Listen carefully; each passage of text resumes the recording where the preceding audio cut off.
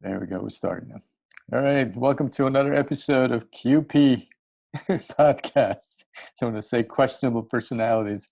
Tonight we're hanging out with Cintia Malhotra, Hi there. artist and visual artist. Is that what we go by? Visual, yeah. Everything's visual. Yes. We're Only gonna go by from the visual. only from the left eye. Only from the left eye, correct? For anyone who doesn't get the joke, he's teasing me because I'm blind on my right eye. I'm a blind artist. All right. I know. It's amazing. Well, Unique perspective. You have a good eye for photography. Well, thank you. Thank you. Yeah. I have to say, I think maybe my vision has something really, actually, the perspective really does have something to do with the things that I see. But anyway, go ahead, continue. Well, but I'm sure it changes. I mean, I know somebody that lost the sight in one eye, and it took a while for they used to like driving and just seeing stuff because I guess your brain has to adjust to it.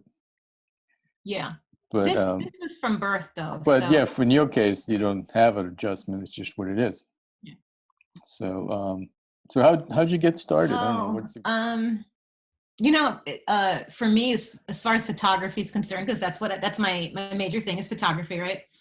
So my interest started really when I was a little kid, like, I don't know, when I was like 5 or something. There were shows on TV like Night Stalker or let's say Columbo, and there was always this scene that they were in the dark room with the safe light, and they'd be developing. You'd see, the print developing, and there was a clue in it, and I thought that was fascinating. Like the idea that this magic occurred in front of me, So at the time, my mom was doing kind of some showbiz stuff, and she had some headshots around the house. And so I would take my chair, bring it up to the sink, and take her very expensive headshots and dunk them in water, pretending that I was developing them, right? And somehow I'd find like a 35 millimeter, negative somewhere and throw that in too, because maybe that'll develop, or something will happen with that, and luckily for me, she never got too angry about it, but she could have. And for me, that was like the beginning of my interest, like just watching it on TV and seeing it. I mean, that was so far away from the world I grew up in, even though, my mom was creative and, but it was more performance and poetry was more her thing. And she drew, and she always encouraged me in that way as well. But, little by little, it would go from, me having that interest to then her developing me and kind of showing me how to compose an image. I have my mom to thank for that, I have to say, the beginning anyway. And that's how it started. Then I developed an interest in theater, and found myself in the visual arts eventually, just, and it's interesting because the idea that I was blind in one eye, it didn't dawn on me not to do it because of it. I had no, there was, so what was a big deal? You know what I mean? There was no big deal. Well, you didn't know any difference. If you don't know any different, it doesn't even seem like anything that would be stays in you. Exactly. Did you see Antonioni's blow up? No. Oh, okay. Why? Well, that's what it's about. It's about him blowing up this image over and over to the character in the movie, and then he finds the clue for the murder, that kind of stuff. Oh no, I didn't see it. Okay, I'll put it on my list. I have a list. It's like 200. They do the same thing in High Anxiety. All right, sounds interesting. I'll definitely put it on my list. No, that was the beginning, and then I remember being in college, a fine art student, and I took a photography class. We had to start declaring our concentration and our major, and I took a fine art class, a couple of fine art classes, and then I took a photography class. And as soon as my print started coming up, I realized, oh my gosh, like I've been here before, and this is something that is not foreign to me. And the feeling isn't foreign to me because I pretended I had it before. And I thought to myself, okay, so this is what I'm supposed to do.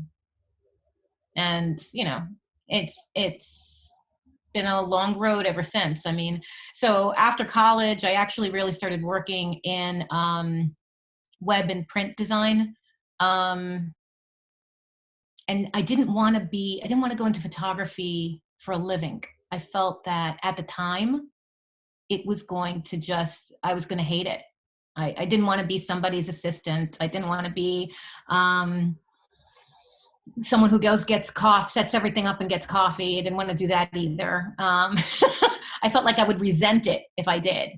And so well, I didn't do it becomes a that. job then. Yeah, exactly. Then it becomes something else. But then there was a point in college where I stopped going part-time. I started going full-time and started working for a photography studio. There was a point where I did that, and that was fun, and I learned a lot, but I didn't feel like I needed to go into it after college.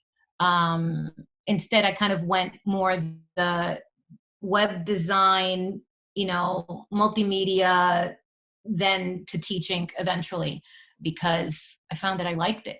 I kind of felt like I was doing more teaching than I was in industry. I felt like I was making other people money. I'm like one of those people that I just like, when I go to work, there has to be a cause or a rhyme or a reason from an emotional standpoint. Maybe some people might not get that, but I remember at one point I was working for a television station, and I won't mention which one, but I remember sitting down at the end of the day and asking myself, like, what did I do today and for whom? Like, all my hard work today, like, who did it benefit? And so it really felt like I wanted to do something else with it. So I figured, okay, if I'm going to go into the arts, why not go into as well, do some education, go into education as well. And that's kind of, it allowed me a little bit of freedom to then kind of pursue photography as more of an art form than worry about it from a commercial standpoint. I appreciated that. Yeah, it's a balance. So if you get completely wrapped up in the commercial stuff, then you usually don't have a lot of time for anything else. Right. And it's draining. I mean, that's the one thing about, I have a love-hate relationship with the computer, because as much as it allows me to do so much, it's such a drain on my vision. That, I mean, at one point doing the web design, and at the time it was like the height, everybody was hand coding to a degree, to show your worth, kind of thing. I remember it was like 12 hours on the computer, and I'd come home and I just want to go to sleep. Like my head, I had a huge headache. Yeah, that's, I think that happens to everyone, stares on a screen for 12 hours. Oh my gosh. I mean, it was really bad. No, some people can handle it. I don't know how. That was everybody. Huh? I think some people can handle Nowadays, it's everybody. Well, it is everybody. Staring at a screen. Absolutely. Yeah. And it's exhausting. There's no way around it. But yeah, I kind of switched over, and I didn't want to do the 12-hour computer days anymore, though I'm doing them now. Alex, thank you for reminding me, for the most part. Because you do all the school work, and then you try to do your own work, and but it's caused, actually, what's interesting is it's caused me to kind of like go back a little bit back into analog photography, because I don't want the stress on my vision as much. I've actually probably painted more and played around more in a dark room the past 6 months to year than I have in a really long time. And it's felt really good, and it's less stress on the vision. You just set up the regular traditional darkroom, right? Yes, I did. In a 1-bedroom apartment, 550 square feet. My bedroom is half darkroom. Go to bed at night, high and larger. See you in the morning. Do you smell the fixer as you're falling asleep? I have done a really good job of making sure that I don't. Ceiling fan. I run the ceiling fan, the air conditioner at the same time. Like it's, it's quite a feat. I'll send the photo for the podcast so that you can see the setup. I have the trays on my dresser, and you know, if you want to do something, you do it. Well, yeah, you just did. Exactly. You just do it. Just do it. I mean, because I think a lot of people thought I was crazy that I wanted to do that in the space that I'm in. Because, you know, it's 3 rooms, you know, kitchen, living room, bedroom. I wasn't going to put the dark room in my living room. Didn't make sense. So half my bedroom, and then I just walk to the bathroom when I want to rinse things off, or, you know, and that's how I've been doing it. And it's worked out nicely so far. I don't know any different than my own space right now. So it's worked out, you know, and it's been great on my, it's been, you know, a great relief on my vision, on my eyes in particular. So, you know, I've already developed a couple of rolls of film. I guess I put it up, I guess maybe I'd say November of last year. So, you know, it's been a couple of months. I've really worked more with photograms, some contact prints, until I kind of get to know this enlarger a little bit better. A friend of mine who's retiring figured he'd give it to someone who's going to make use of it. And he had heard the story about me when I was a kid and wanting to develop prints. And so he said to me, you know what? I think this enlarger is yours. You know, I think this is supposed to go to you. And so it was a nice gift. It was a nice gift. I still had so much, you know, other equipment in my attic from the house because I had an enlarger. I mean, I had a dark room in the house that I lived in before. So I still had all of that, you know, trays. Gosh, I even had some chemicals up there that I had to throw out, but up there. So, you know, I'm making good use of them. I'm making good use of them. But it was interesting because I actually was teaching digital before I started using digital for my own work. And so figure, I guess I taught my first digital imaging course in like 2002, 2001, 2002, I believe. And I printed, I guess my last few prints were in 2002, actually. And then I changed over to digital. And of course, that means Photoshop for everyone. You know, take the digital photo, put it in Photoshop, manipulate. But over time, I found that I wanted to manipulate my photos less and less. You know, so I go through these phases where, you know, there's the digital art stuff, which is heavily manipulated, that is just, you know, something other. And then there's what I consider kind of like straight as I can go digitally, that I try not to do anything more than I would do in a dark room. So the dodging the burning, the, you know, adding contrast, and and so much more that you can do in a dark room, which kind of opens it up digitally anyway. But you know, I'm kind of really kind of straight with that too. So it's interesting. It's 2 different ways of seeing for me, and I'm kind of always jumping from one thing to the other. You know, I don't understand artists that do the same thing their entire lives. They're like, they've got like one vision and they don't deviate from that. And everything you see is kind of so related. And I get that it's the same person, but after a while, don't you get bored? Yeah, I think that I feel the same way. I get bored, or I just totally do something different. So, What motivates you to do something different at that point? Is there a catalyst? Is it something that you see? Is it something that? I don't know. I have no idea. I've done so many different things that, you know, could be anything. How about you, Alex? I know an artist that, yeah, she can't stick to one medium for very long either. And then, yeah. And then it's on to new things, and we have all the old equipment. So, Yeah. I'm hoping she goes back to some of the old stuff. It's tough. I think half my attic is filled with, you know, equipment that I thought I was going to use more, that I didn't use, but I don't want to get rid of it because, you know, there is a potential of using it later. And I think we all go through those phases. But even just like like my vision, like just what it is that I'm doing. Like I'll jump from, you know, something that has a very strong figurative look to something that's very abstract that I could then, you know, open this narrative. I almost find the abstract to be so much more open because I could create a narrative for it. But you know, then I get bored of that, and then I jump into something that's figurative again.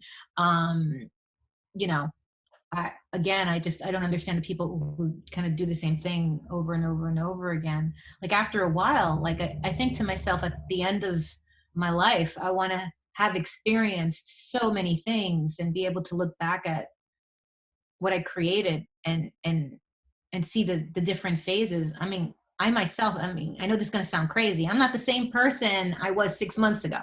Like there have been things that have changed my mind about things that, and Boris, you know me well enough to know that like maybe my attitude from 2 years ago is definitely different. There were certain ideas that I had, you know, but I could even say I've learned things this month about myself and already made decisions that it's going to change my path in some way. And how is that not going to affect me as an artist? You know, for me, it does. I mean, if it's coming from me, right? Well, I think if you are open enough to learn new things on an ongoing basis, that's going to happen. Yeah. So I think that can happen from a technical, but you know, also learn some things about yourself. well, there's some people that just they stuck to where they are, and the last thing they learned was like senior year in high school. It's just, and that's all you get for the rest of your life, I guess. Yeah, and I don't understand it, you know. But you know, I guess different strokes for different folks, right? I don't question it. I do what I do, and I don't care much what other people do. Yeah, I think that's I agree with that. I find myself caring less and less. That sounds really cold, but I think as time goes on, like you care less and less, and you really realize, you know, it's nice to work in solitude. It's nice to not have the distractions, and I find myself limiting the distractions more and more as time goes on. It's a beautiful thing. That's why I keep moving to smaller and smaller places. I'll be on a desert island in 20 years. Yeah. Might not be a bad idea. I think I just need more space around me. No, I mean less populated places. Not Okay, less populated. Okay, I get that. I also think that we just live in a world where we have so many distractions. I mean, the phone, just carrying this with us all the time. I just don't look at it. I'm to the point where I'm shutting it off a lot, actually. Oh, at night I shut it. When I go to bed, it's off. I don't leave it on.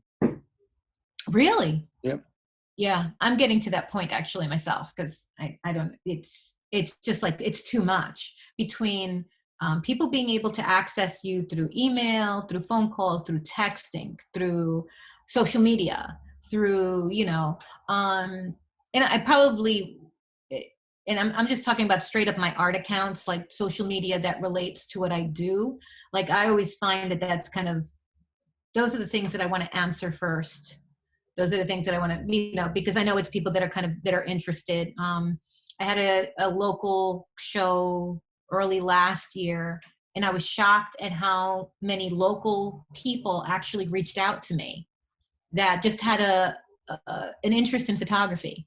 There was, you know, because there were articles in certain local papers, and that was kind of thrilling. I was just like, wow, okay, great, you're interested, and you know, they wanted to know everything from the equipment to you know how I got my start as well in photography, and that was kind of cool. You know, last year I got, you know, it was published in Black and White magazine. You know, I had that show this year. Where was the show? It actually, it was in a local gallery in right here in Union County, and I, you know, I think I was probably, unfortunately, COVID happened, and everything just stayed there for months with nobody seeing it, like after after like a month or two.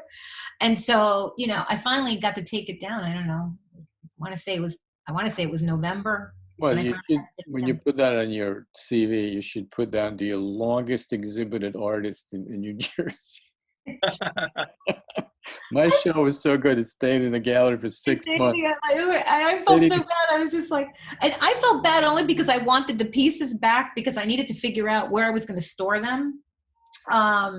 Then, it was recently published in this Catchlight magazine. It's actually the premiere issue of it, and I'm hoping that they come up with more. And it was like it's creative inspiration for photographers and visual artists.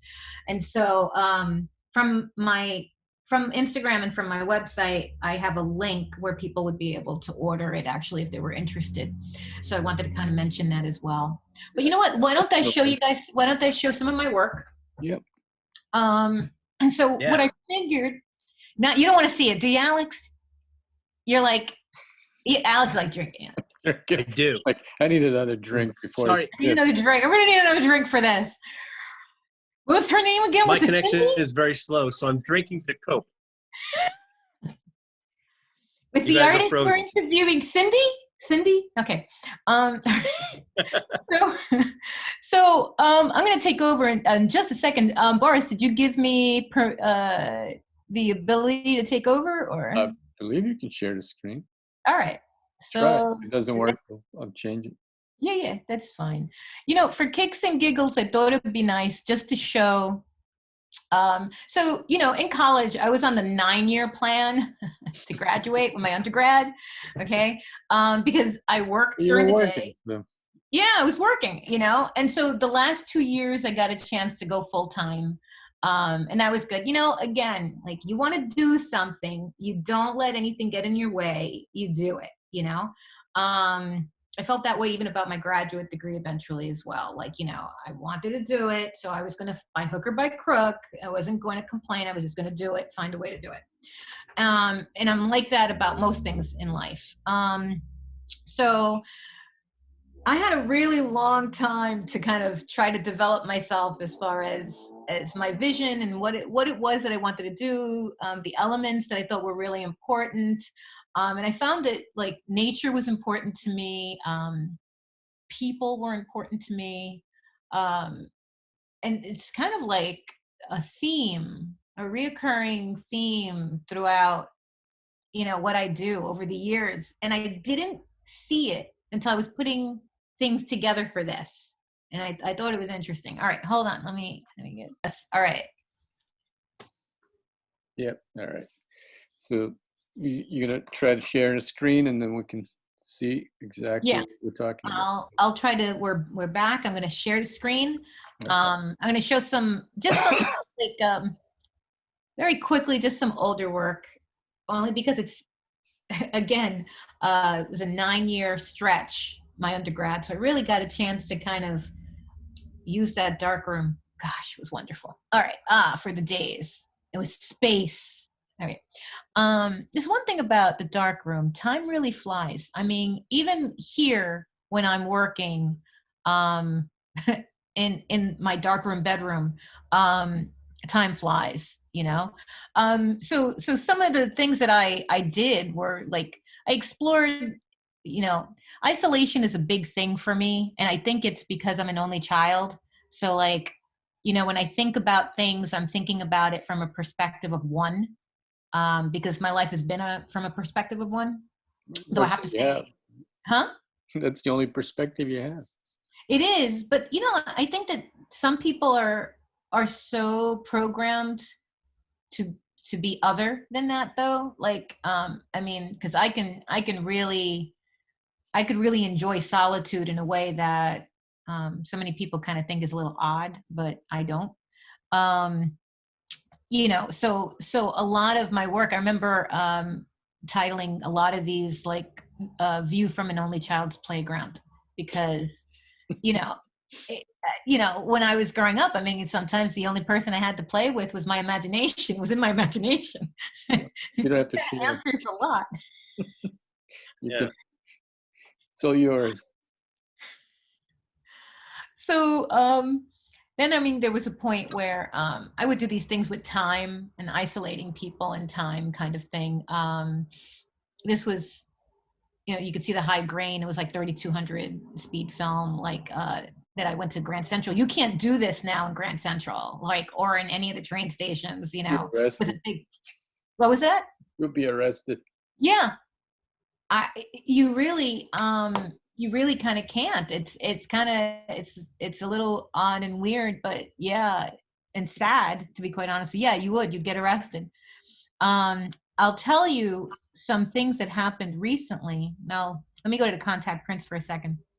I started doing these kind of almost like storyboarding, except kind of, you know, printing on, I guess, what's it, transparencies, and then printing, you know, using it as a contact print to storytell, you know. The really disliked the way the writing went, and then, you know, even before I knew who like Barbara Kruger was, and incorporating text and She was imagery. Freddy Krueger's sister, of course. Yeah, that's exactly who she was. Oh, help me. Okay.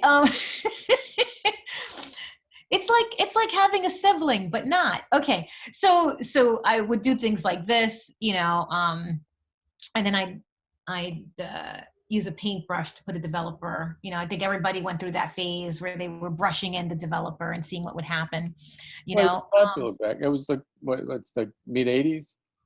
Yeah, and yes, and actually this Yeah, was late '80s by the time it got to me. You know, Because because I'm you had in. the mix of I forget the name of it. It was a company that used to sell a emulsion in a bottle.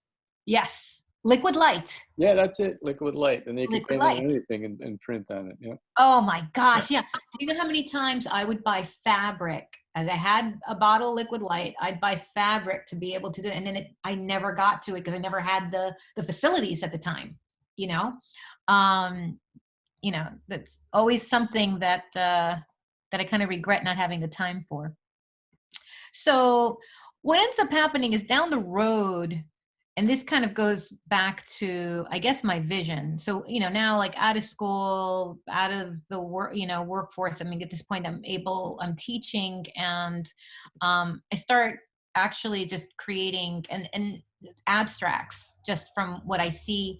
And the funny thing is that this ended up being so popular for people really kind of connected to this. Like this, I called this the three tenors, um, and people really responded in a way that I was surprised. This is something called stranded, and again, isolating. It's seeing that one thing almost like in a universe to itself, you know. And this is just like a seed that I found outside. It was really actually outside my door, but there was something about the way it was sitting there, and kind of how I saw all the spots and it was like spots. Think of my vision, right? Those stones end up being spots, which end up being like stars in my mind, and that's how I saw this being floating, you know, amongst everything else. And so, you know, of course, you start looking at things in light and developing mood. Sometimes, of course, like being the escapist that I am, and watching too many sci-fi shows. Like I grew up with, you know, Space 1999, you know, all those shows. Even the cartoons is like, you know, Space Ghosts, everything from Space Ghost to the Herculoids to, like, you know, I loved all that stuff. So my mind really kind of goes there. I kind of like always think of myself as kind of like a neo-symbolist to a degree, you know. But using things and items and things that I see in everyone's day-to-day life, you know. So the abstract work actually became kind of really popular, and that's what that's what a lot of people kind of focused on, especially in the publications that I've been in.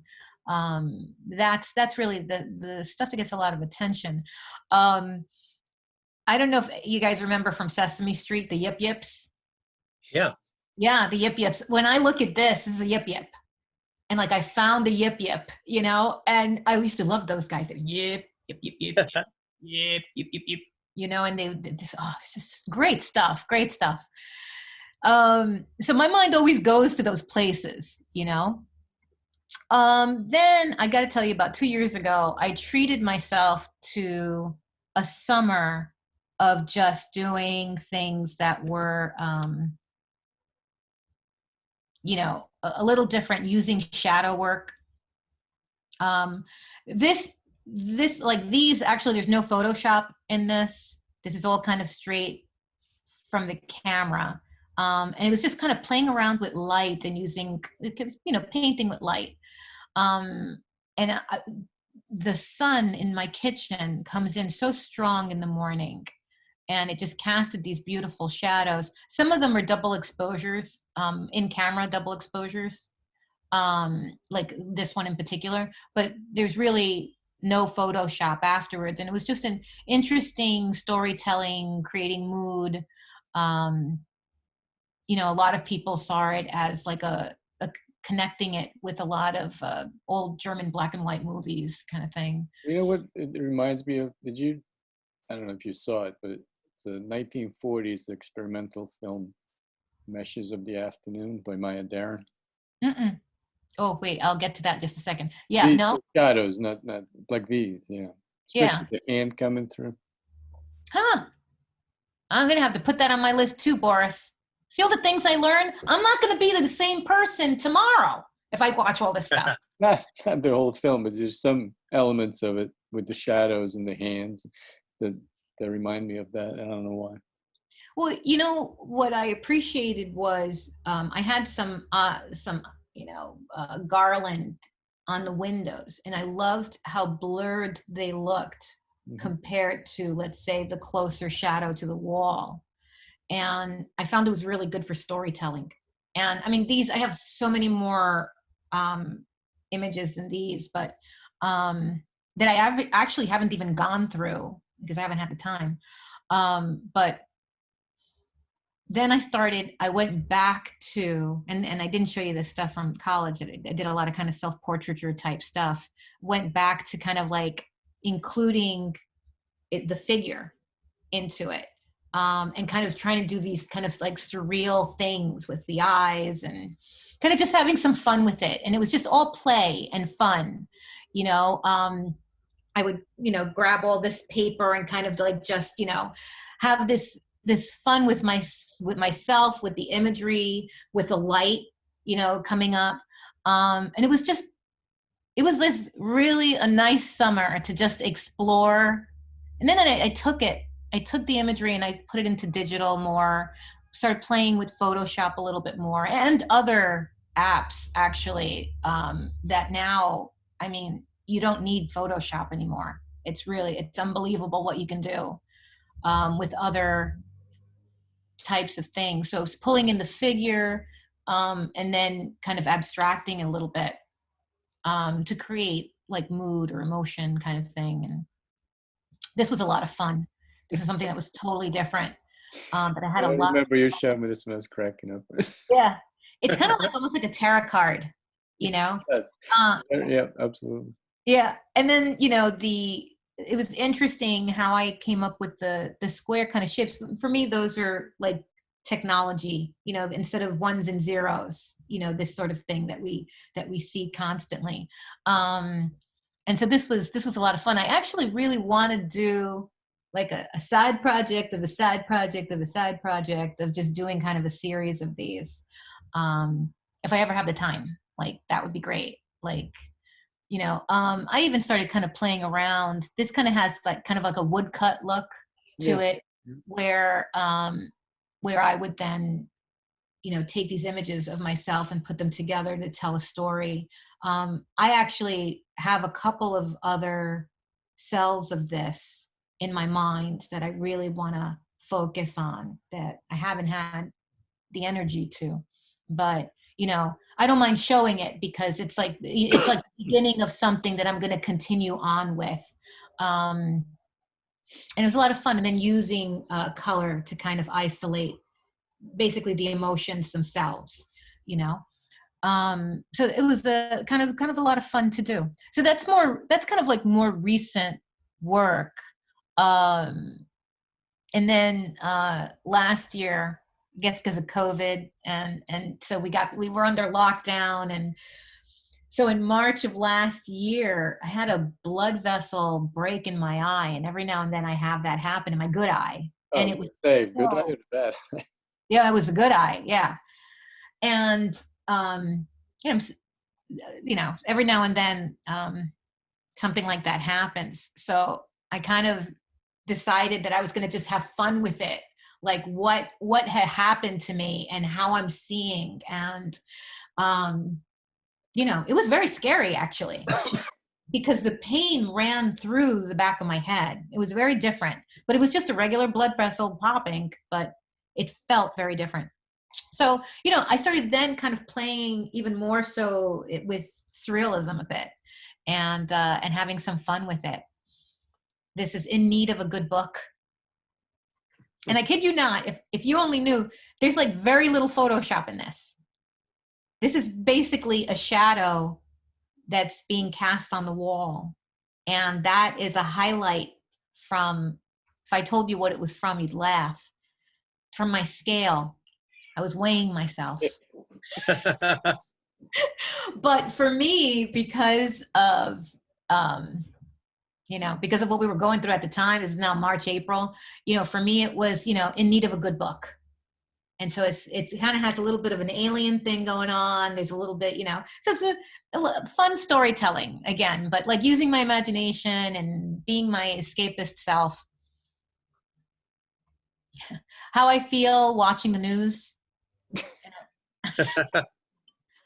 I feel watching the news. That's why I don't watch TV. Yeah.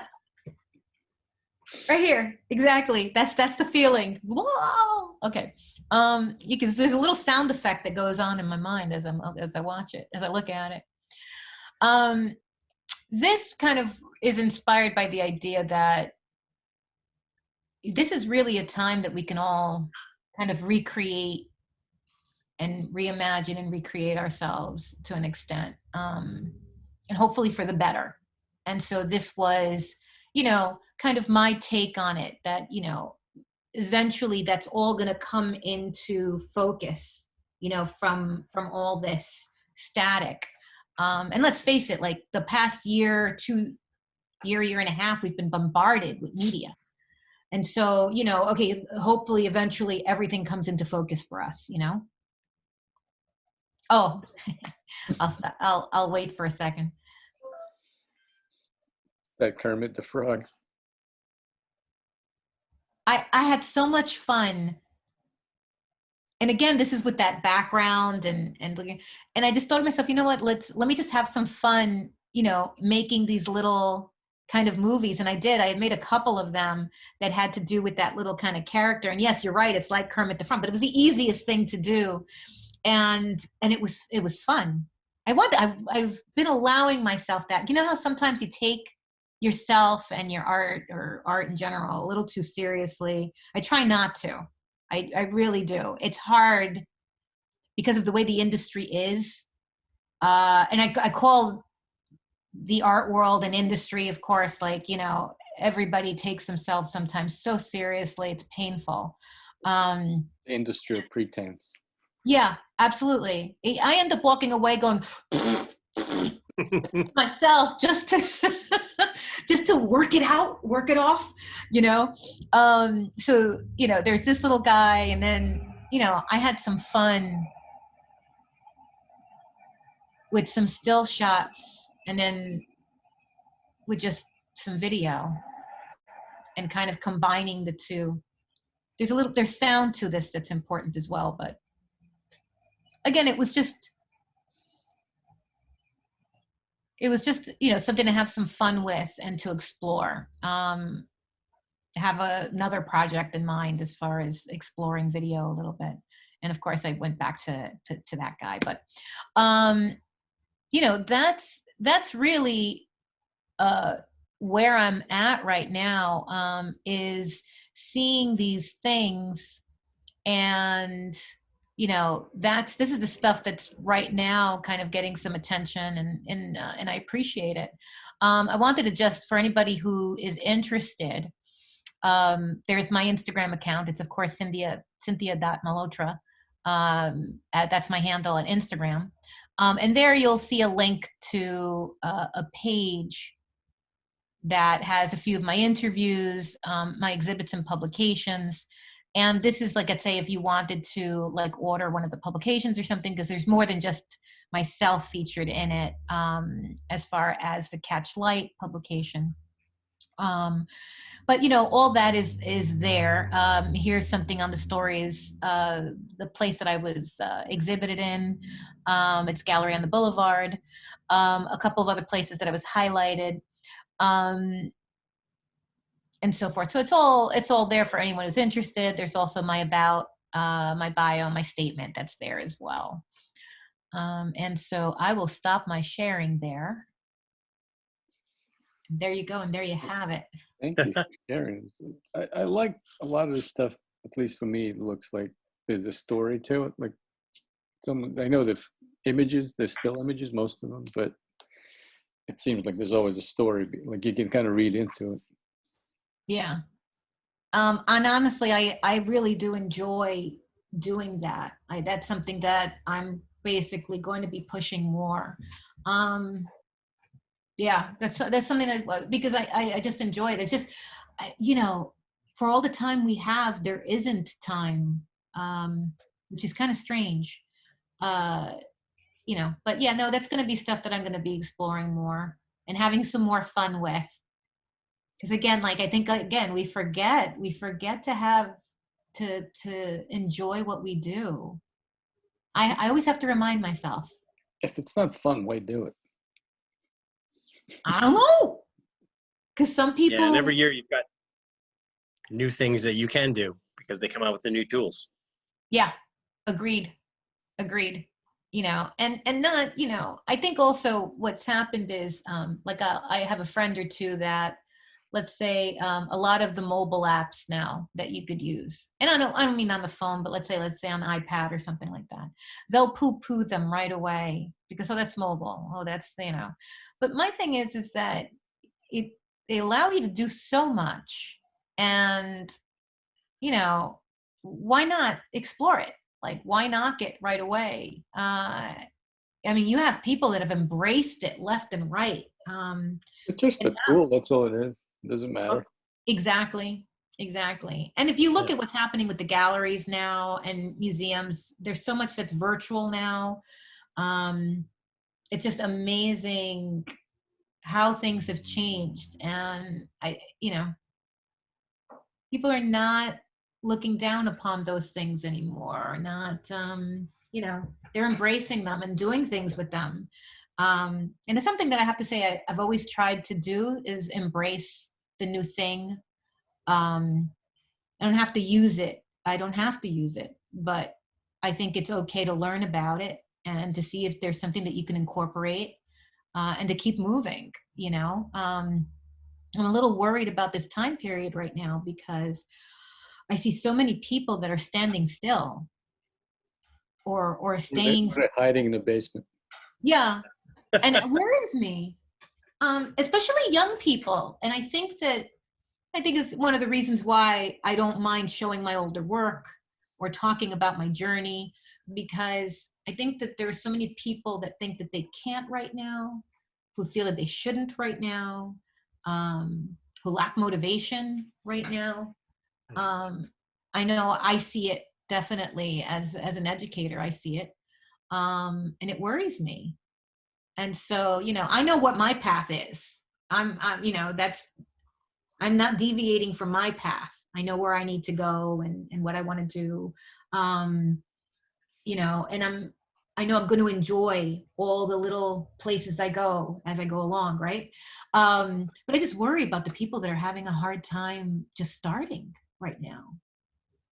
Because everyone is, not everyone, but a lot of people are just afraid. And I think that's probably because just turn off your goddamn TV. That's what I think.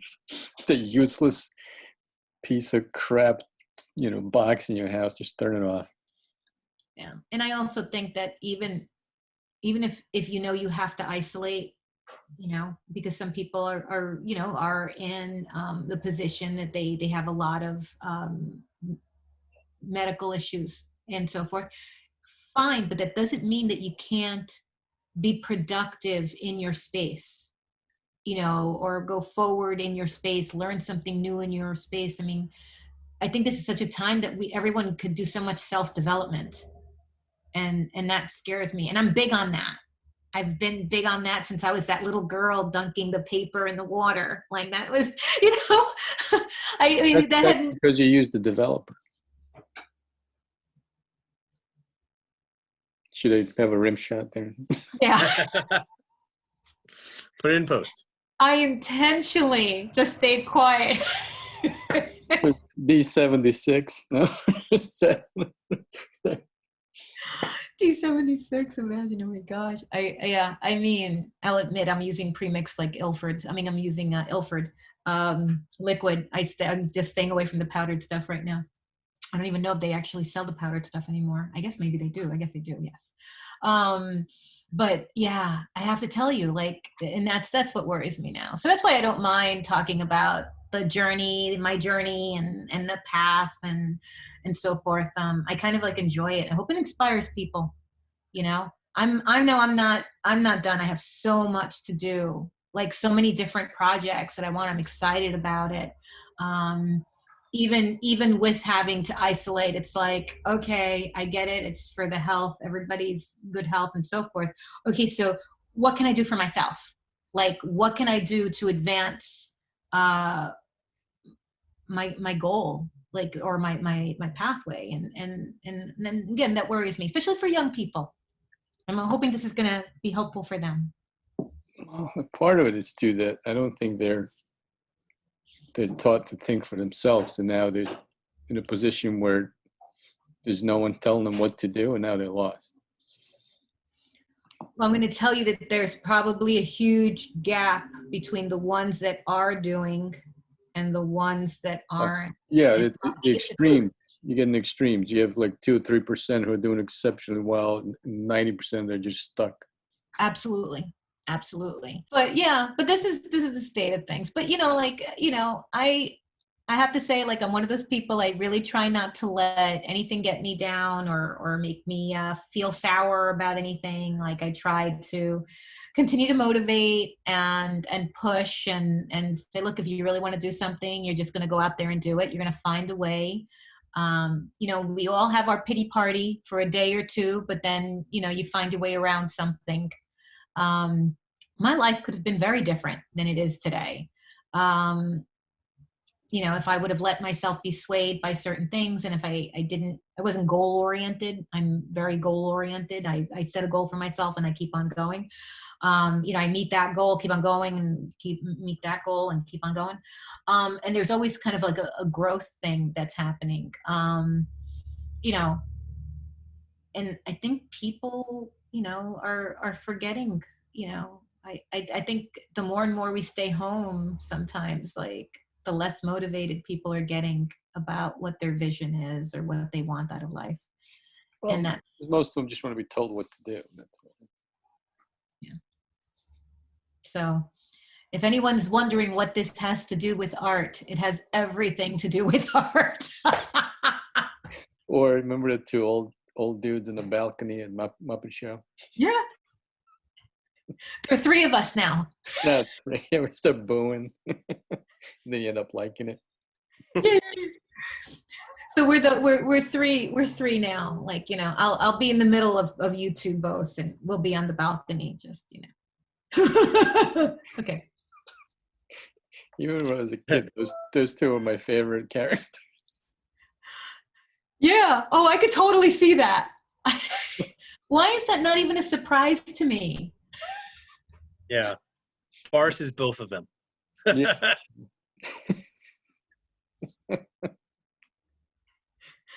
Truth. Hashtag truth. Yeah, well, I don't know, but hashtag. When I was a kid, that was a pound sign. It was a pound sign.